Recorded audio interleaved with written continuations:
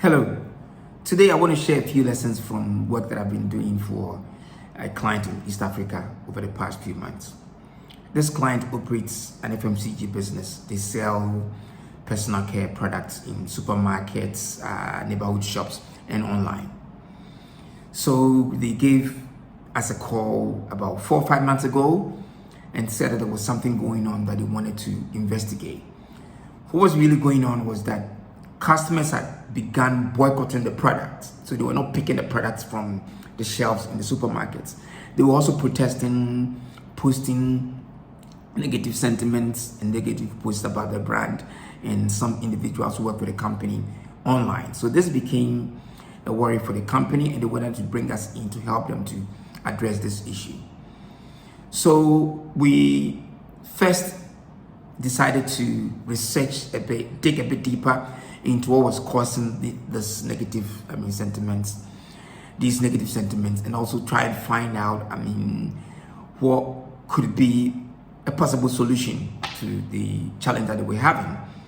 So when we looked into it, what we found was that just before that period, the company had signed on a very, very popular musician as a brand ambassador / influencer. They started working with this individual who is a very, very popular musician.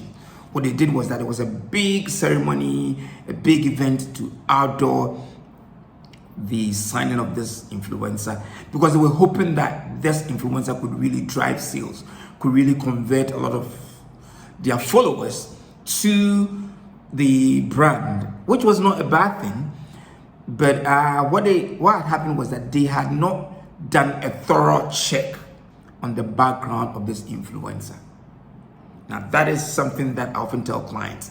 Before you sign a contract with any influencer or a brand ambassador, do a thorough background check to find out both things from their past and even things that are present. Whether there are any things that you need to be wary of, because sometimes they come with a bit of baggage, and if you're not careful, you sign them on and you carry the baggage along with you.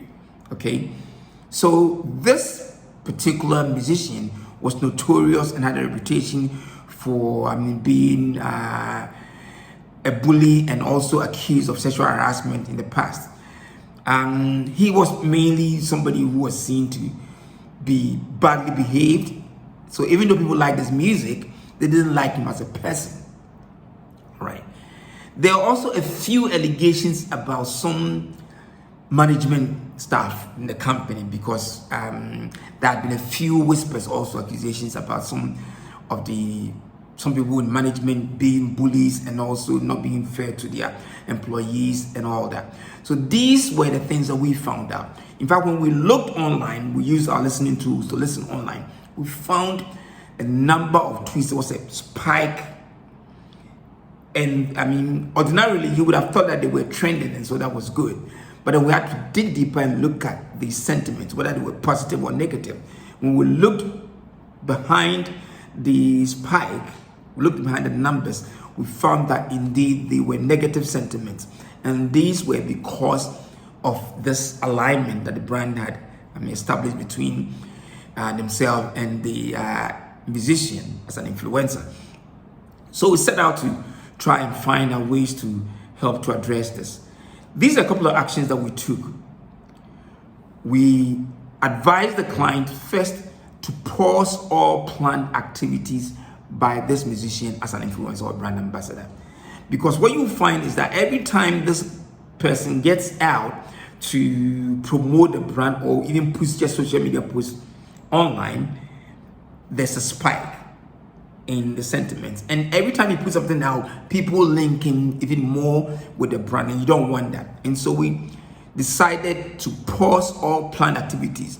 There were activities planned for about a whole year, but we decided to pause all those activities over that period so that the influencer will go quiet, and that will be the beginning of the period where we'll see the sentiments kind of like coming down, the negative sentiments coming down. And then also we took steps both in terms of publications and also community engagement, and some work even done in some communities to show that the company or the brand did not tolerate such behavior, okay, and that the brand was seriously against this kind of behavior.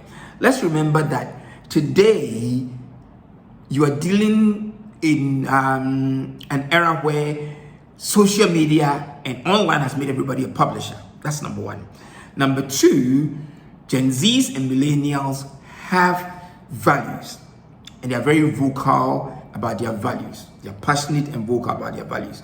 If you as a brand do not align with their values, they will boycott you and they will protest. And so we have to make sure that the brand is perceived as and positioned as a brand that identifies with their values. So we took steps, some publications create a lot of awareness about even the core values of the company. Interestingly, the core values of the company were even against bullying at the workplace, sexual harassment at the workplace, and all those things. And we had to make these known, we had to create awareness about these, and also take some steps towards public education so that we would position the company as a company that does not tolerate, does not encourage or condone these activities that the influencer was alleged to be involved in. Okay. About the allegations against senior members of staff, senior managers who were accused of bullying and things like that, they were thoroughly investigated and they turned out not to be true. But what was important was to make the investigation transparent so that the public would know that it was a fair, transparent investigation and the allegations that were made were not proven. Okay, so that was very, very important. Then what we did also that is we looked at the possibility of canceling the contract with the influencer if possible. 3 months down the line, we looked at canceling the contract with the influencer because the sentiments were such that it was going to take a long time to try and recover from what was going on. There was no point in keeping the influencer engaged without him having to do any work for the brand. So we went back to the agency that manages the influencer and negotiated to get out of the contract. And that was done because, remember, the influencer also understood the fact that the more the public sentiments were, getting negative, there was the potential that he was also going to be hit. And so even his music was loved, people attending his concerts, there was going to come a time when people would cease to love him and love attending his concerts. So it's important that we get out of this. Now, what were some of the results that were achieved? Within 2 months of embarking on these activities, the negative public sentiments dropped by 80% on social media. This was very, very critical. How did we know this? Because we were tracking with our listening tools. And so we could see where it was trending, how high it was rising. And we saw that comparing the period before we started taking these actions with the 2 months post this action, there was a drop, about 80% drop, which was very, very good. So we saw the trend that things were coming down and we needed to continue down this trend. What are some of the lessons that brands need to learn from this kind of situation? First, and remember, customers and the general public are passionate and vocal about their values. I'll give an example. There's a very, very popular footballer in UK called Mason Greenwood. He used to play for Manchester United. In fact, he's still contracted to Manchester United. About a year and a half ago, he was accused of sexual harassment by his then girlfriend. Pictures were splashed all over. He was arrested. He was, suspended by the club, and he was getting ready to be tried by the public prosecuting service, the CPS in the UK. Then all of a sudden, the CPS came and said there was no case to continue because I think the witnesses did not turn up. So ordinarily, you say that he's been cleared. No, he hasn't been cleared. Okay, the case just couldn't continue. But the challenge Manchester United has now is that they can't bring the player back to the team because the public still sees the guy as somebody who is guilty of sexual harassment, even though he's not been tried. No court has proved anything. And if the team brings him on, it will seem as though the team is condoning that behavior. So it's a struggle for the team to do that. Same way, remember that your followers your customers and the public are very vocal about some of these things: sexual harassment, bullying, anti-racism, about things like even homophobia and all these, even about environmental issues. So as a brand, remember that you are expected to align with the values, the public, the social values. Okay, and so if you are perceived as not aligning with them, you could be punished by your customers. Okay, what it means then is that you have to align your core values with your target audience. Okay, every company has core values.